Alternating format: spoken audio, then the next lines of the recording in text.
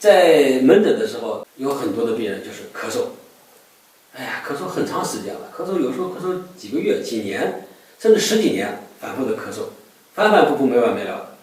那现在我和大家今天一起说这个咳嗽的问题。这人为什么咳嗽呢？什么东西都是有必然的，咳嗽是一种防御反射。比如说我的气道感觉到有异物了，我就把它咳出来，这样是一个自我保护嘛。大家都有个经验，如果吃饭的时候一不小心饭粒掉嗓子里，肯定要咳嗽嘛，这样把咳出来，那就恢复正常了。那这个为什么出现咳嗽呢？是因为什么？因为咱们的气道里面有感受器，我感受到有异物了，这个时候我就会诱发咳嗽反射，把这个异物排出去。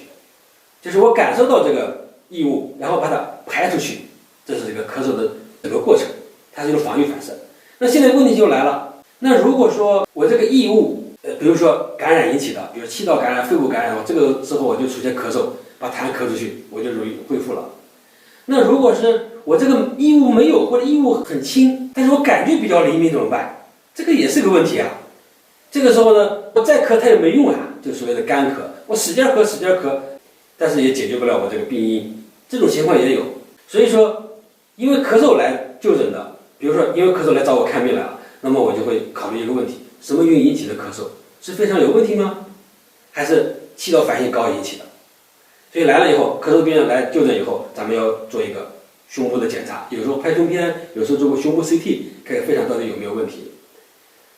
除了这个之外呢，我还要做一些其他检查，比如说我做个肺功能，看看气道反应高不高，有没有这方面的问题。这样的话就可以使病人得到一个诊断。所以如果你要有长期慢性咳嗽的情况的话，建议你可以到医院来找专科的医生，比如呼吸科的医生，给你做一个综合的一些评估，找到原因，看看是哪方面的问题，并且给予相应的治疗。咳嗽也不是个小问题，需要大家重视，早发现早处理。